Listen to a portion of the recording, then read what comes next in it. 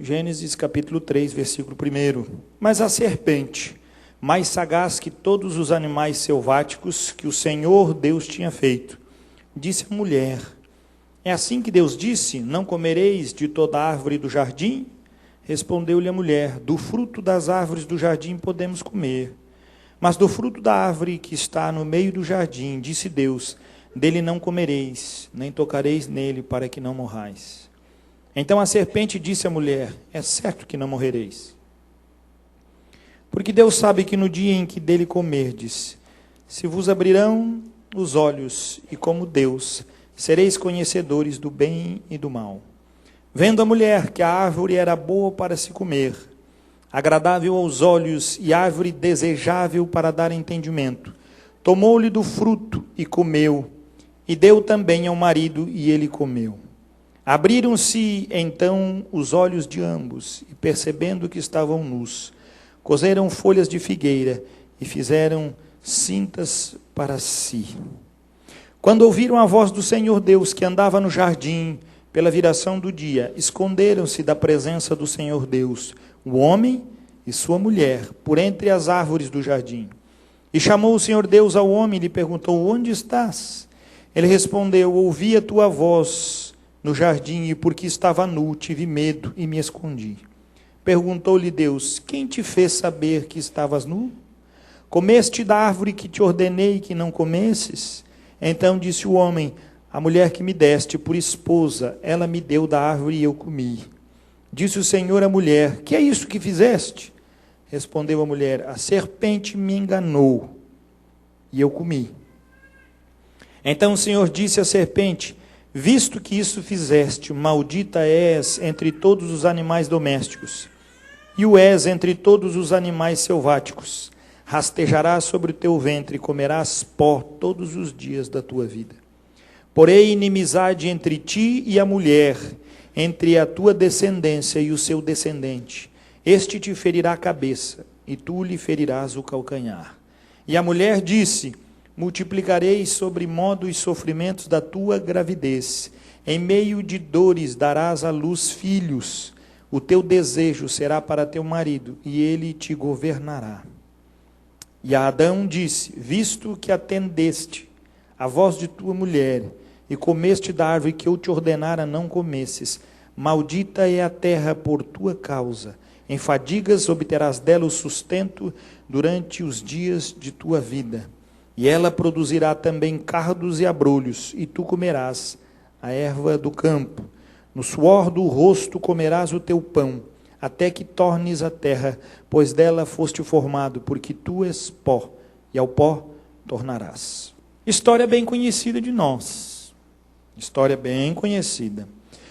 Todo mundo sabe que Eva foi enganada pela serpente. Passou a conversa nela. Mas lá no começo dos dias, estou falando no começo dos dias com referência ao homem, não mais com referência a Deus, porque Deus não tem começo, não tem fim. Esta serpente, então, como diz a palavra, o mais sagaz entre os animais, começa a pôr em xeque a confiança que Adão e Eva tinham a respeito da palavra que Deus tinha trazido sobre sua vida. Vocês podem se alimentar de tudo, menos da árvore do conhecimento do bem e do mal. Essa era a única ordem que Deus tinha para aquele casal no Éden. Única definição que Deus tinha para eles: não comam. E se nós pararmos para olhar, as coisas que Deus requer de nós não são nada muito complicado, não é nada muito difícil, é muito simples. Mas é nas coisas simples que nós tropeçamos. Se você der uma olhadinha para dentro de si, você vai ver que é nos pecadinhos pequenos que nós caímos e tornamos a cair. E o diabo sabe disso. E ele então vem e se aproxima e diz: cara, mas esse pecadinho é tão pequenininho, tu acha que Deus que ama tanto vai te levar para o inferno por causa de um pecadinho desse? E aí o cara diz: é verdade, Deus é bom, não posso ser condenado por causa de uma bobagem dessa.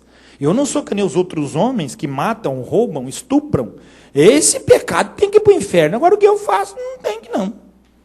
Agora me diga, qual o motivo de condenação dos dois, a ponto de Deus expulsarem eles do jardim? Qual foi o pecado grave que eles cometeram? comeram da árvore que Deus tinha dito que não era para comer. Pastor, então eu estou mostrando para você que pecadinho e pecadão têm a mesma sentença e a mesma gravidade diante de Deus. Uma mentirinha para você lucrar tem o mesmo peso de um assassinato violentamente. Para Deus, os dois são frutos de uma condenação extrema. E essa condenação se dá quando estamos diante de Deus. Mas é um pecadinho tão pequenininho. Mas a Bíblia diz que chegando Deus, para falar com ele no dia, todo o horário marcado, ele vinha. E ele diz: Adão, onde estás? E aí Adão, peladão, sumidão. Adão, eu me escondi. Por que tu se escondeu? Estamos nu. Acaba safado. Quem te disse que tu estava nu? Quem contou essa história para ti? Quem te disse isso? Por acaso comesse da árvore que eu disse que não era para comer? Aí o homem inspirado, pois olha, a mulher que passou a conversa em mim. E a mulher bota a culpa na serpente, e a serpente ela está estigmatizada no versículo 15, como Deus trazendo uma sentença de maldição para ela e trazendo uma sentença de esperança também. Versículo 15 diz: porém inimizade entre ti e a mulher, entre a tua descendência e o seu descendente. A descendência da mulher agora era condenada pela carne, era fruto da serpente, havia mudado o intento do coração, agora ela sabia o que era certo e errado. Mas a mulher teria um descendente. Engraçado, da mesma mulher saiu uma descendência e um descendente. Só que a descendência que viria da mulher é fruto da desobediência, do pecado, da contaminação com a serpente. Mas uma mulher teria um descendente. A promessa da restauração. E aí diz o texto: o seu descendente, este te ferirá a cabeça da serpente, e tu lhe ferirás o calcanhar. Este vai destruir você, mas você vai conseguir machucar ele. E aí virando para a mulher disse, versículo 16: multiplicarei sobremodo os sofrimentos da tua gravidez, em meio de dores darás à luz filhos, e o teu desejo será para o teu marido, e ele te governará. Quem veio na reunião ontem de casais, ouviu, não com esse texto, mas ouviu claramente o que a pastora ensinou para nós aqui, com grande sabedoria. Grande sabedoria. Eu fiquei impressionado, estou muito feliz, e esse foi o assunto da semana, ou melhor, do dia lá em casa com a minha esposa. Fiquei muito contente, fiquei muito feliz, e quero verdadeiramente que a pastora Adriana possa voltar na nossa igreja, isso eu digo de púlpito, porque foi um instrumento de Deus, ontem à noite, naqueles casais que estiveram aqui. Algo extraordinário Deus fez na minha vida ontem à noite aqui por aquela mulher. Muito revelador, muito transformador. E numa simplicidade que me trouxe muito alento e paz. Por ser uma psicóloga, pensei que ia trazer todo um ensinamento psicológico, aquela coisa toda. Cara, me deu uma aula de Bíblia. E como é gostoso nós apanhar com a Bíblia aberta, né? Como é edificante a nossa vida. Quero agradecer os líderes dos casais que tiveram esse discernimento, né? E com o coração muito cheio de alegria, fico feliz, porque foi um momento de muita alegria para o meu coração.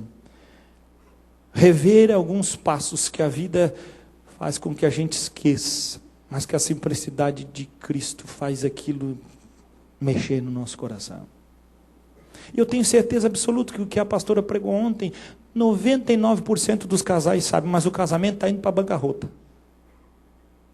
Porque não consegue colocar em prática a simplicidade, nada complicado.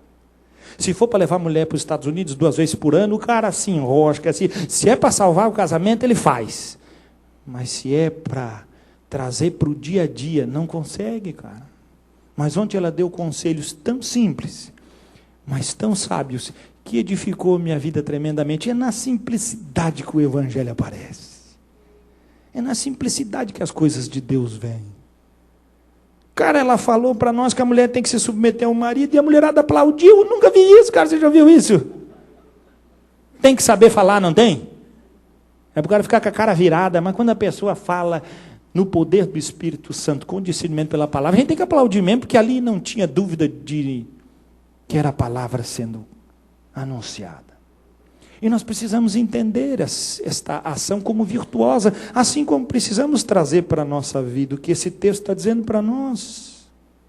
O que significa multiplicar sobre modo os sofrimentos da gravidez da mulher? Porque Deus queria apenas sacanear com a mulherada, vocês vão se lascar.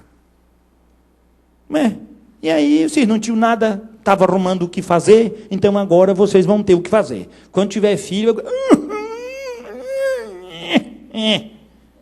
Aí gemer 5 horas para botar um cabeçudo para a rua.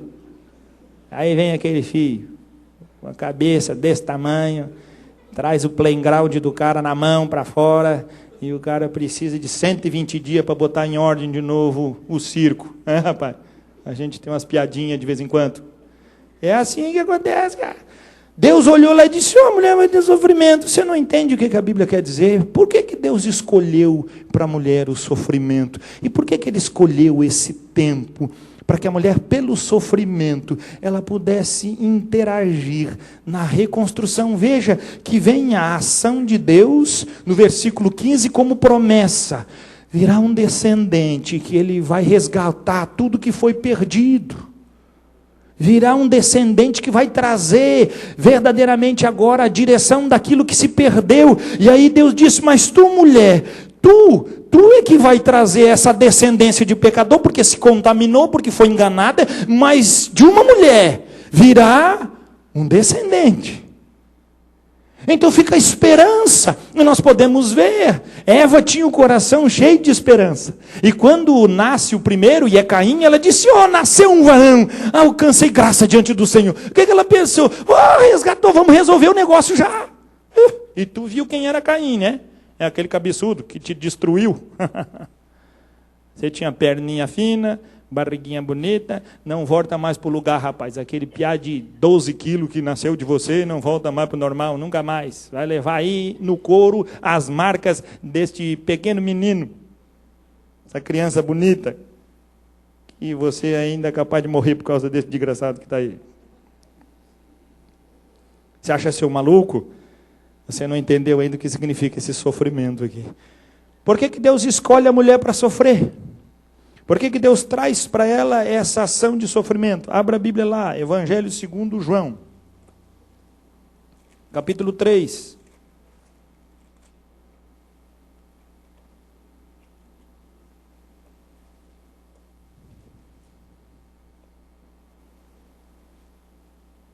Versículo 3, João 3, 3. Evangelho segundo João, capítulo 3, versículo 3, diz assim, Jesus está falando com Nicodemos, e na conversa com Nicodemos diz que Jesus é o cara, e Jesus responde para Nicodemos, no versículo 3, dizendo isto, a isto respondeu Jesus, em verdade te digo, que se alguém não nascer de novo, não pode ver o reino de Deus. Perguntou-lhe Nicodemos, como pode um homem nascer sendo velho? Pode, porventura, voltar ao ventre materno e nascer segunda vez? Ele traz a consciência de que ele precisava de um novo nascimento. Ele diz, então o cara tem que voltar para o ventre da mãe e nascer segunda vez. Jesus responde no versículo 5, respondeu Jesus, em verdade te digo, quem não nascer da água e do Espírito não pode entrar no reino de Deus. Quem vem da água é o que nasce da descendência da serpente. Ele precisa vir pelo ventre de uma mulher para aparecer. Ele precisa nascer da água. Por que da água? Já preguei várias vezes aqui, você vai entender. A mulher está grávida e o neném está ali envolvido pelo líquido amniótico. Isso é conhecido hoje. Jesus já sabia na época que era muito mais esperto que nós hoje. Mas a consciência coletiva do judaísmo era que a criança estava envolvida por água. Quando estourava a bolsa, que estoura até hoje, nasce do mesmo jeito, então vem aquela água, então diz, agora a criança vai nascer. Então quando ela nascia vindo da água. Então Jesus está dizendo que alguém para poder pecar e ter a promessa de salvação, ele precisa nascer pela mulher. Ele precisa vir por esta ação de ser gerado de um homem no ventre de uma mulher. E ela então, pelas dores do parto, agora então fazer essa criança chegar ao mundo. Essa é a primeira fase. Aí o Nicodemos disse que queria voltar de novo para nascer segunda vez. Não, meu filho, tu já nasceu. Tu já está reconhecido aí como pessoa. O próximo passo é nascer do Espírito. Pastor, por que isso? Porque senão os anjos que pecaram e que estavam assistindo diante da santidade de Deus, teriam condição de ser salvos. Esta promessa de salvação não é para anjo sem vergonha que estava na presença de Deus. Era para homem sem vergonha que estava na presença de Deus e foi iludido pela serpente. Essa salvação se diz respeito ao homem, a mais ninguém. E homem, como eu falo aqui, é com letra maiúscula, significa tanto a mulher quanto o homem. A salvação foi destinada naquela hora, quando Deus estava trabalhando ali, todo o seu palavreado, e não foi palavra jogada ao vento, porque eu não gostei do que aconteceu, e ele começou a jogar palavras sobre a serpente, sobre a mulher e sobre o homem, mas tudo foi colocado de forma a caracterizar a reconstrução de todas as coisas, tanto as do céu quanto as da terra. E Deus escolheu a nós, homens, para que pudéssemos ser utilizados por Deus, para trazer esta ação de recondução. Mas o homem tem serventia para isso? Não tem, porque ele pegou e foi a cabeça da criação, ele gerou a descendência de serpentes. Todo mundo que foi gerado pelo paizinho, pela mãezinha é pecador. Ninguém precisa ser diplomado para aprender a pecar. Já vem pecador, assim que nasceu da água, já começa a botar birra e a botar coisa do jeito que quer. A natureza da pessoa já vem perversa desde o ventre da mãe. Ele está lá. E o próprio salmista diz: fui concebido em pecado, fui gerado em iniquidade, fui concebido em pecado. Dizendo, já vem preparadinho, meu filho. É uma máquina cobra velha. É uma serpentezinha que vai crescer e vai ser um cobrão. Mas a Bíblia diz que para nascer de novo, ele precisa nascer da água. Beleza, nascemos todos. Qual é o próximo passo? Nascer do Espírito. E aí versículo 6 diz: o que é nascido da carne é carne, e o que é nascido do Espírito é Espírito. Aí Jesus vai mostrar para ele as formas como se manifestam, trazendo para esse Nicodemos a sua incredulidade como alguém que conhecia a palavra, mas ele vai revelar esta salvação no versículo 13, do mesmo capítulo 3. Diz assim o texto sagrado: ora, ninguém subiu ao céu, senão aquele que de lá desceu, a saber, o Filho do homem que está no céu. E do modo por que Moisés levantou a serpente no deserto, assim importa que o Filho do homem seja levantado, para que todo o que nele crê tenha a vida eterna. Veja bem que esse texto tem tudo a ver com o texto de lá. Lá, serpente engana Eva, e aqui Jesus, para a salvação, se reporta à mesma ação de serpente. E ele diz: assim como Moisés levantou a serpente no deserto, assim importa que o Filho do homem seja levantado, para que ele seja ministrado como maldito entre os homens, porque o que cai a todo aquele que peca é maldição, e todo que peca está debaixo do pecado, da iniquidade e da maldição. Então, para haver salvação, precisa haver um resgate disso. Então, a Bíblia diz que Jesus, que veio por uma mulher, não foi gerado por homem algum, mas foi gerado pelo Espírito Santo, e nasce de uma virgem, como diz as Escrituras. E ele, quando nasce de uma virgem, agora para se ligar ao homem, porque ele não tem ligação nenhuma com o homem, ele é criado em forma humana como um homem, gerado no ventre de uma mulher, mas ele agora não possui as debilidades humanas, fruto do pecado. Muda aí, Luiz, bota a cruz. Fruto do pecado. Por quê? Porque essas debilidades precisam ser transformadas. Mas Jesus, na sua carne, e a gente pensa que Jesus não era sujeito a ela, a Bíblia diz que ele era sujeito a todas as paixões. Por quê? Porque o Espírito Santo tinha gerado Jesus no ventre de Maria, mas ele tinha recebido tudo que era de nutriente e condição para se desenvolver de uma mulher tão pecadora quanto todas as outras mulheres que estiveram sobre a terra.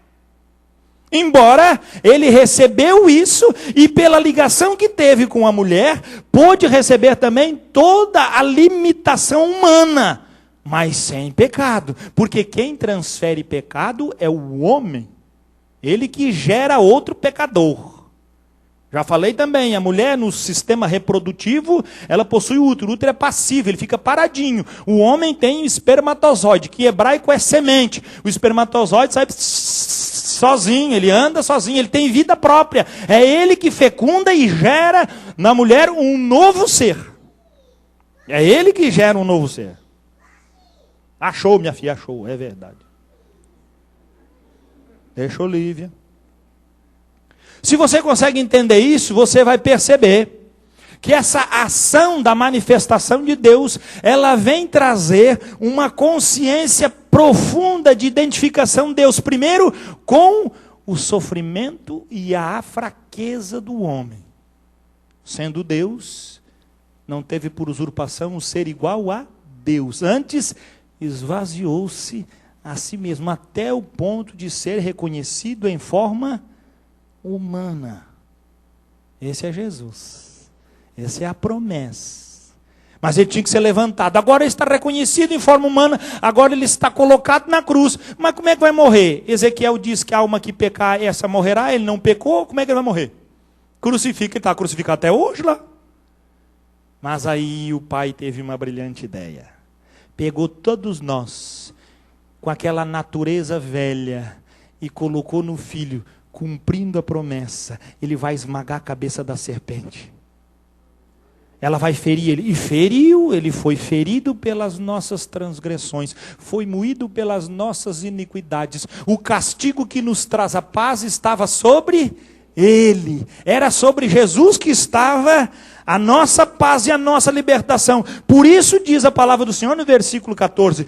E do modo por que Moisés levantou a serpente no deserto, assim importa que o Filho do Homem seja levantado, para que todo que nele crê tenha a vida eterna. Agora o que é eterno pode ser partilhado novamente ao homem, assim como era no Éden. Mas antes no Éden era por conversa, agora é por percepção, é por sujeição, é por submissão plena diante de Deus. E o que entra a mulher nesse negócio aí, pastor? A mulher vai entrar com toda a percepção daquilo que Deus tem preservado para manifestar, sim, o ideal daquilo que Deus tem para chegar a todo homem. João capítulo 12, versículo 23.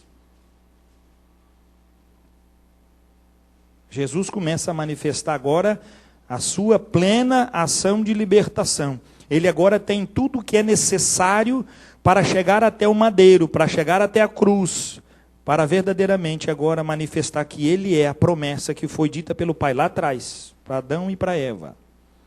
João 12, 23. Respondeu-lhes Jesus: é chegada a hora de ser glorificado o Filho do Homem.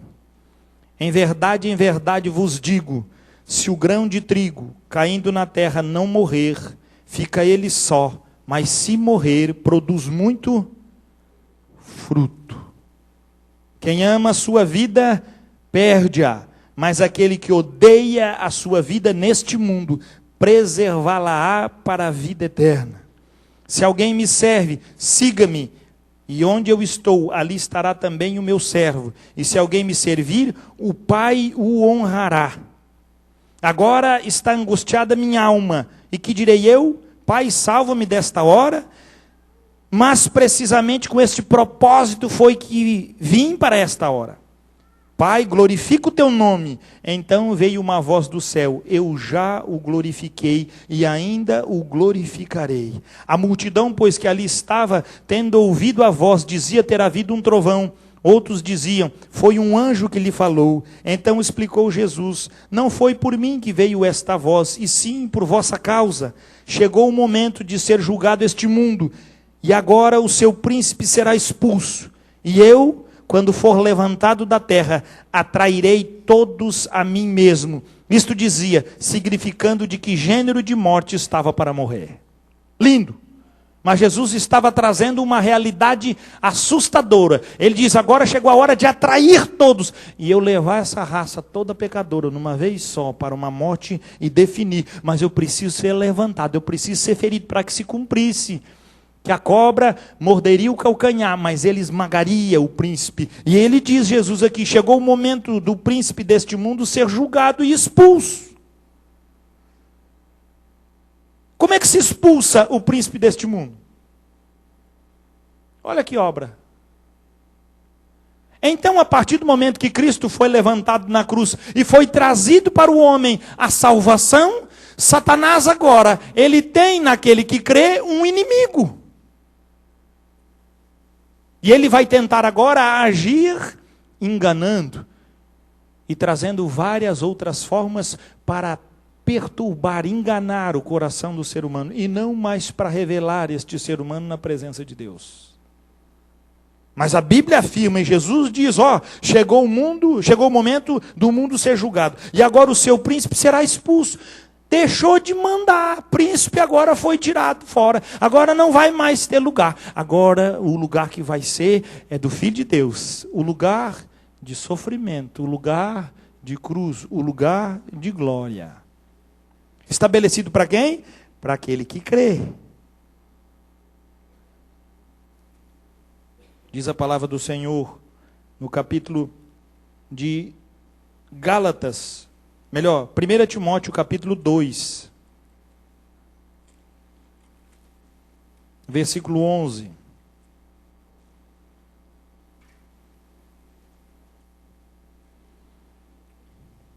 Primeira Timóteo capítulo 2, versículo 11. Eu apresentei primeiro a obra de Cristo e o sofrimento que essa obra vai trazer para que possamos interagir com o reino de Deus. Agora, vamos para as particularidades, o que diz respeito à mulher. 1 Timóteo 2,11. A mulher, diz Paulo, aprenda em silêncio, com toda a submissão. Não o que diz lá, tu não vai mais governar nada, agora o teu governo, as tuas decisões vão passar pela cabeça do teu marido. Agora Paulo está trazendo aqui no Novo Testamento, referendando o que a Bíblia diz lá. Versículo 12.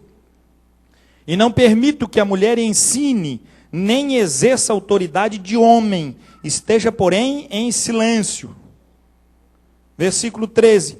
Porque primeiro foi formado Adão, depois Eva.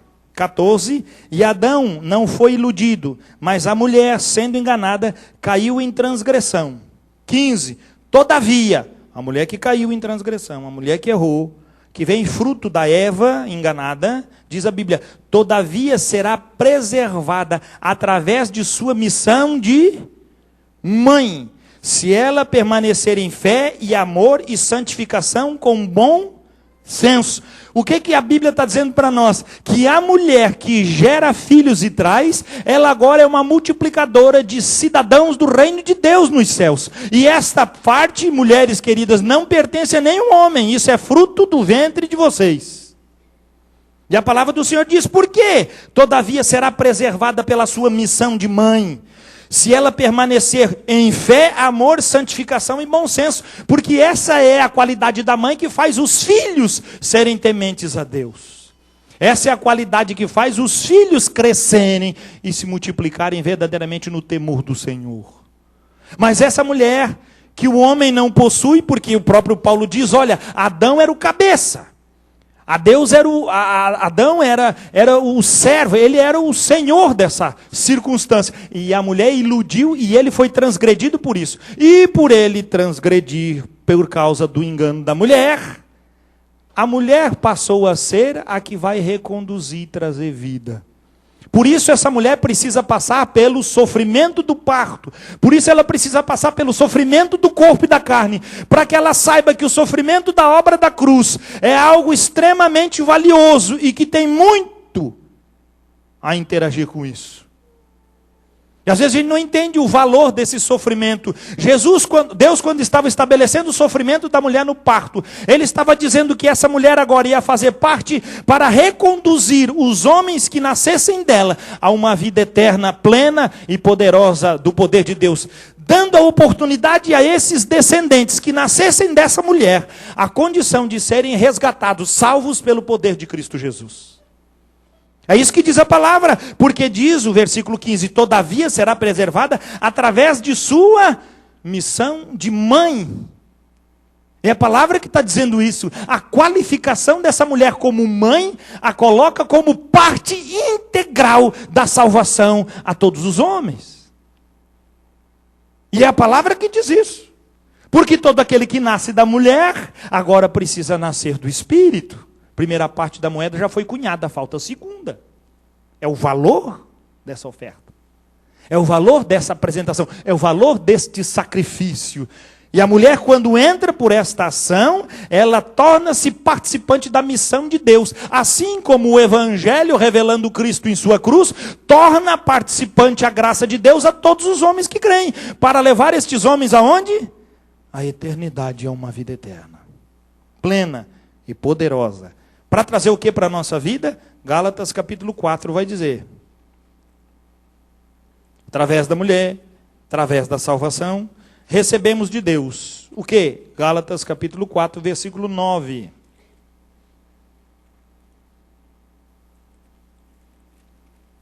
Diz assim o texto sagrado. Gálatas 4, versículo 9. Mas agora que conheceis a Deus intimamente, foi revelado a vocês a missão de Deus. É isso que diz. É um conhecimento de... Não é conhecer Deus. Se sair na rua, todo mundo conhece Deus. Quem sabe aqui dentro também, todo mundo sabe de Deus. Não é esse conhecimento. É envolver-se com a missão desse Deus. Agora que vocês conheceram Deus, agora que vocês se envolvem com esse Deus, na missão dele por Cristo Jesus, o que vai acontecer? Mas agora que conheceis a Deus, ou antes sendo conhecidos por Deus, claro, é por Cristo que somos conhecidos primeiramente, para depois conhecermos Deus. É isso que Paulo está dizendo. Como estáis voltando outra vez aos rudimentos fracos e pobres, aos quais de novo quereis ainda escravizar-vos. Versículo 10. Guardais dias e meses e tempos e anos, receio de vós, tenha eu trabalhado em vão para convosco. Paulo estava dizendo que a missão que antes determinava para a mulher, e ela permanece sobre esta missão, verdadeiramente trazendo sobre a sua vida parte da missão de salvação absoluta de Deus, partilhada por essa mulher agora pelo sofrimento, revelando o sofrimento de Cristo como a verdadeira e única ligação para com Deus, em nós em Cristo, pela obra da cruz. Recebemos agora então em Cristo o conhecimento de Deus, e agora pela salvação e pelo poder do Espírito, tornamos todos nós participantes da missão do conhecimento de Deus sobre todo o mundo, partilhado por Cristo, que também nasceu de uma mulher. Que diz mais o texto? Paulo ainda repreende aqueles irmãos e diz: gente, vocês agora conhecem Deus, vocês agora fazem parte do grupo seleto, vocês fazem parte agora do entendimento das coisas, vocês fazem parte da missão, vocês conhecem a obra de Cristo, vocês sabem do sofrimento, vocês conhecem o ideal de Deus. Se vocês conhecem o ideal de Deus, se vocês conhecem a missão, se vocês conhecem a salvação, se vocês conhecem a obra de Cristo, como é que vocês agora não vão partilhar dessa obra? O que era mais fácil para os homens? Diz o texto. Voltar aos rudimentos da lei. Vamos cumprir aquela regra. Para nós é mais fácil do que cumprirmos a vontade de Deus. Pode pegar, mãezinha. Senão a concorrência é desleal. Essa moça aqui comigo, ninguém vai olhar para mim. Isso, corra, minha filha, corra. Vaza daí porque a mãe veio. E o pau vai pegar. Corra, minha filha. Ah, pegou. Quer ficar aqui com o pastor? Pode vir. Beleza, vamos lá. Você precisa entender que o conhecimento de Deus é ser participante de uma missão muito maior para a nossa vida. Você tem entendimento disso? Você pode estar dizendo assim: pastor, não tem muito. Mas eu separei um videozinho que vai trazer para você aonde eu quero chegar. Um videozinho simples. Acho que não dá um minuto, né, Luiz? Aí alguns segundinhos. Mas ele é bem simples. Para que você possa entender quem faz parte da missão e quem não faz parte dessa missão. Quem conhece Deus e quem não conhece Deus. Quem busca Deus e quem verdadeiramente está interagindo com essa missão do reino de Deus. Nós precisamos entender, porque ela é simples, mas vai fazer toda a diferença no dia em que o Senhor Jesus virá resgatar a sua querida e amada e distinta igreja. Bota aí, Luiz, para nós. Jesus Cristo está voltando para buscar sua igreja. A Bíblia nos diz em Mateus capítulo 24, verso 42: Vigiai, pois, não sabei a que hora há de vir o vosso Senhor. Gostaria que você entendesse nessa noite que Jesus, Ele pode voltar daqui a um mês, ou até mesmo daqui a uma semana, ou até mesmo...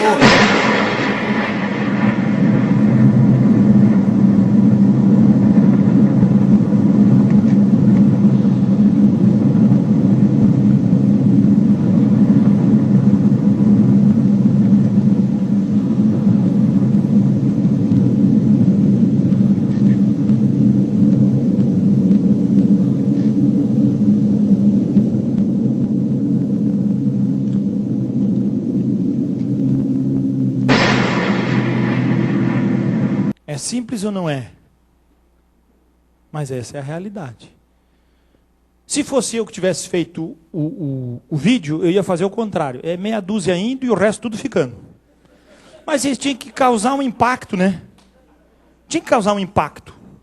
Então é bonito de ver o vídeo, mas a realidade é o contrário. É aquele meia dúzia ali que vai e o resto vai continuar. E pode ser que o pastor fique também.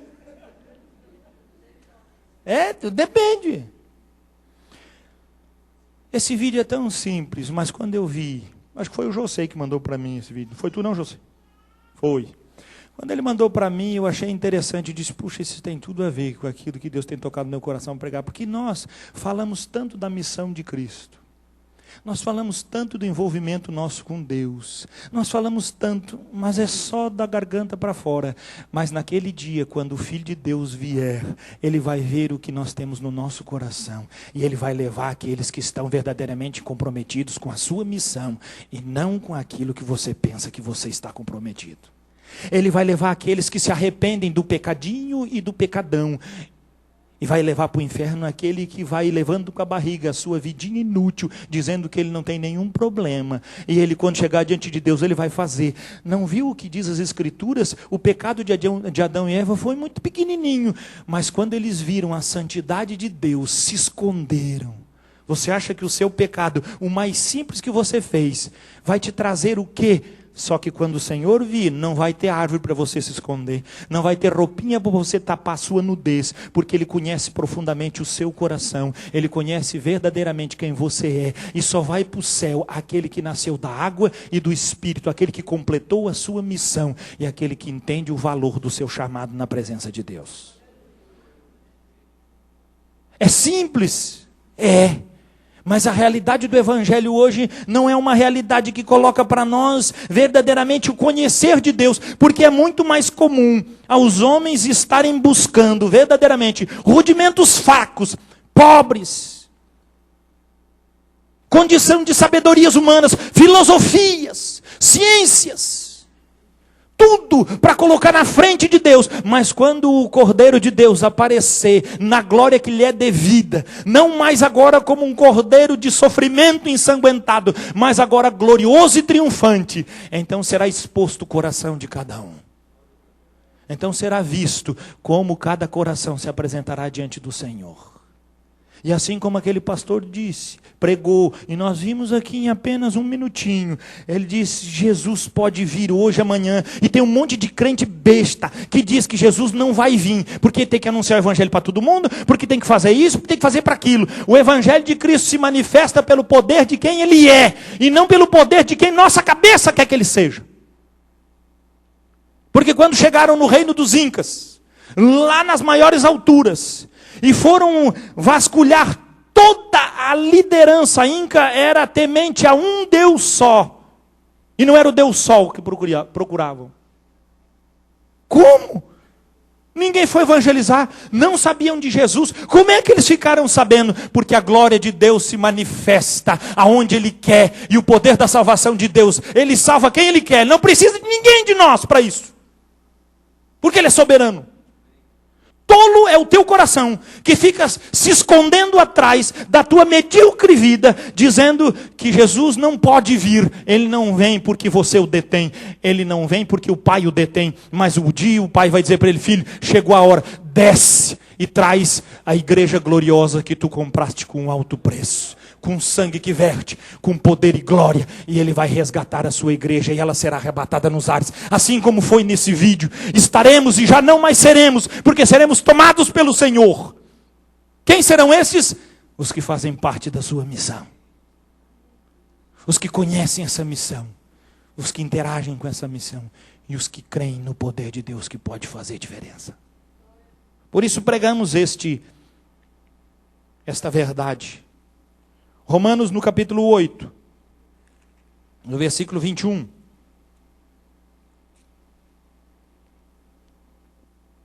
Melhor, 20 e 21.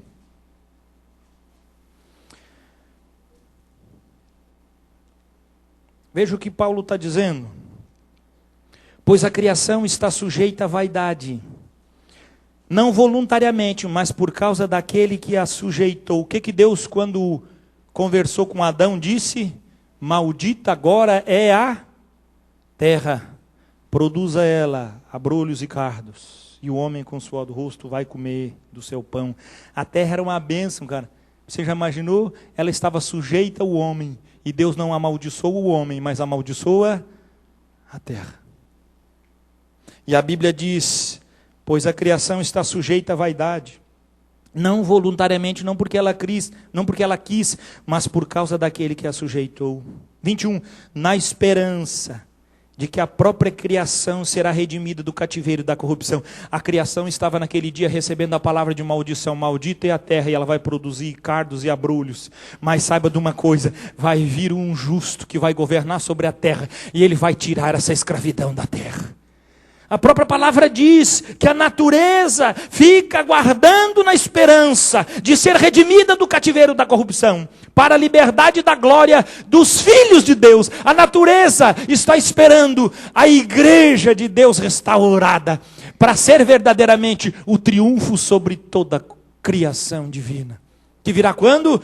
Quando o Cordeiro de Deus descer sobre essa terra para julgar com o verdadeiro poder que lhe é devido.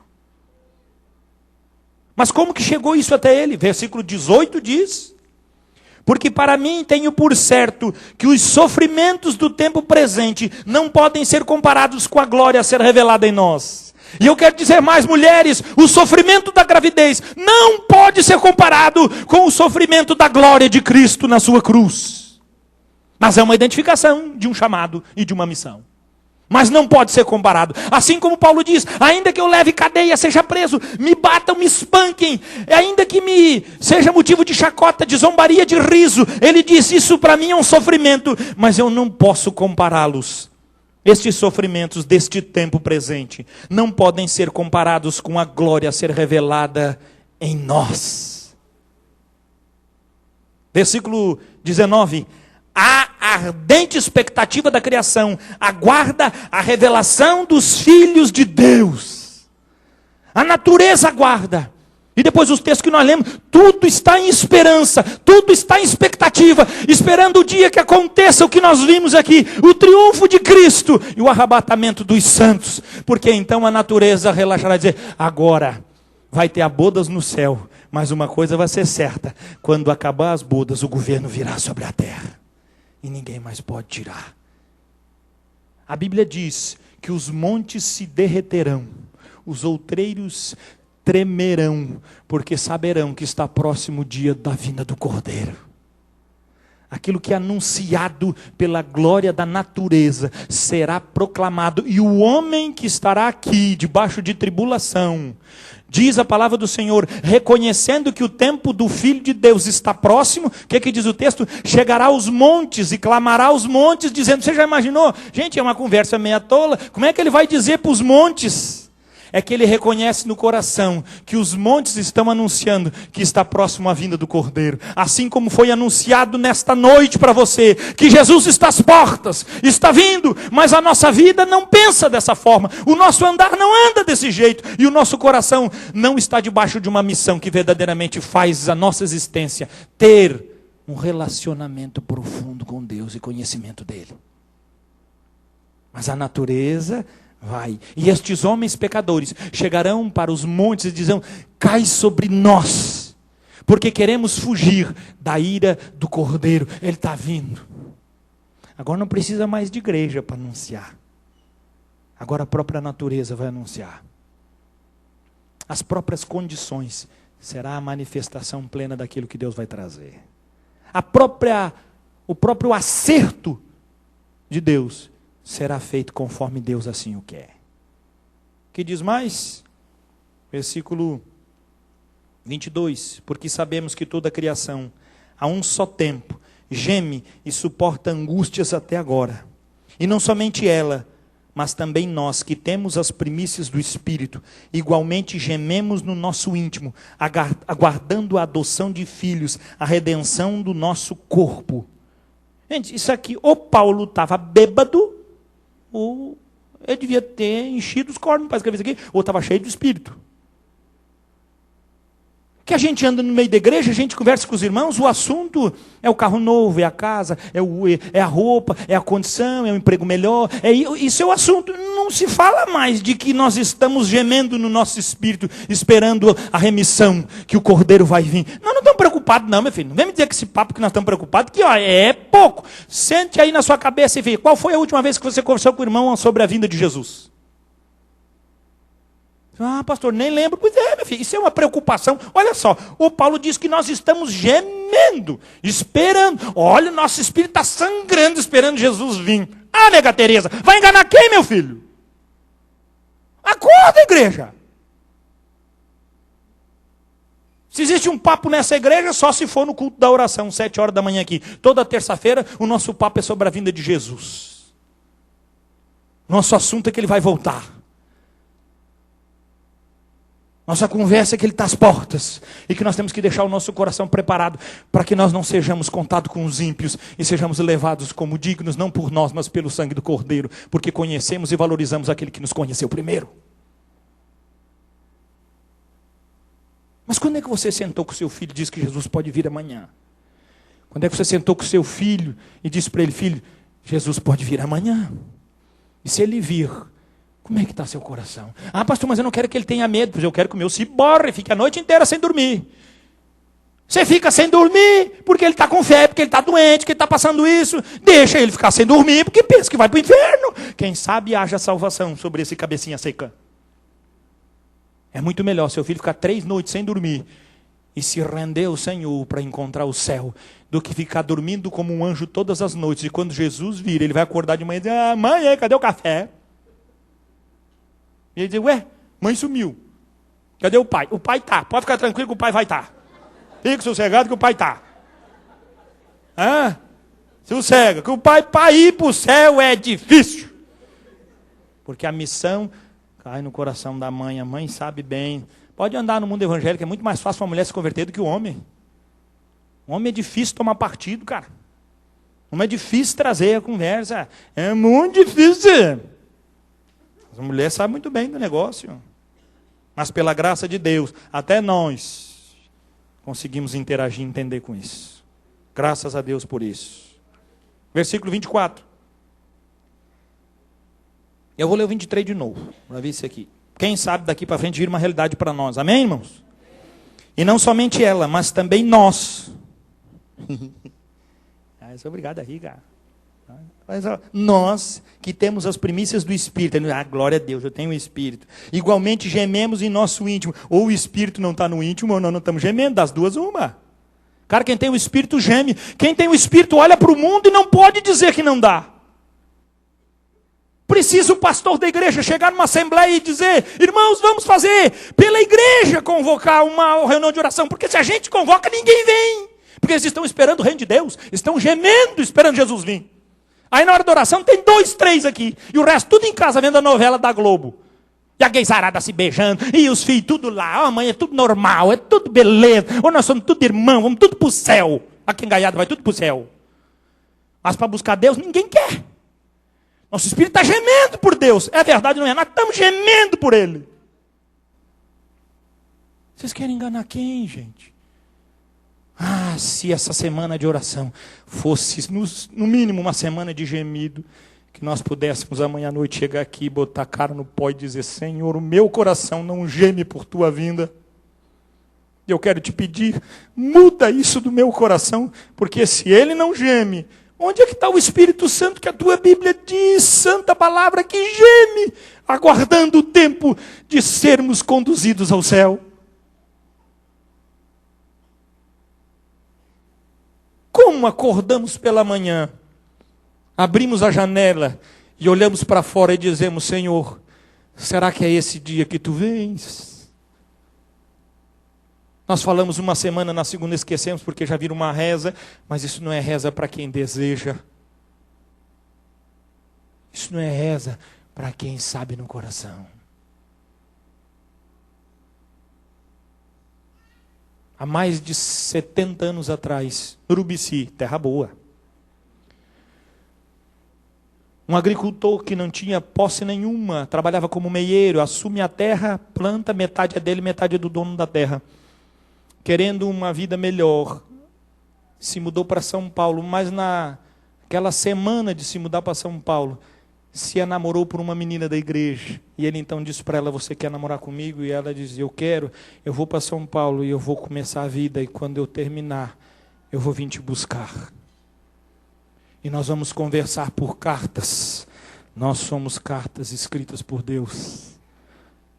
3 anos aqueles dois ficaram conversando por cartas, até que ele conseguiu um emprego, ele conseguiu dar entrada na casinha, e agora ele tinha dignidade de tomá-la como esposa. Saiu de São Paulo e veio até Urubici, chegou na casa do pai e disse: quero casar com sua filha, porque agora eu estou aqui. E ele disse: o que com minha filha?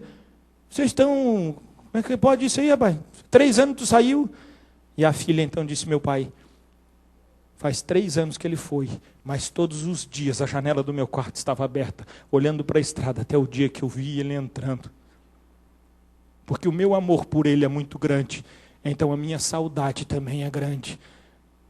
Quando falamos dessa história verídica, nós nos comovemos no nosso íntimo, mas falamos com os nossos lábios que amamos Deus, mas a janela do nosso coração nunca espera este que pode vir a qualquer momento para buscar as nossas vidas. Porque não queremos o conhecimento de Deus. E se o temos, precisamos ser transformados antes que o tempo venha. E o meu padrão como pastor é preparar a igreja do Senhor para que todos cheguemos ao céu que o Senhor tem preparado para nós. Versículo 24. Porque na esperança fomos salvos. Ora, a esperança que se vê não é esperança, pois o que alguém vê, como espera, mas se esperamos o que não vemos, com paciência o aguardamos. Vamos aguardar, porque Ele está vindo.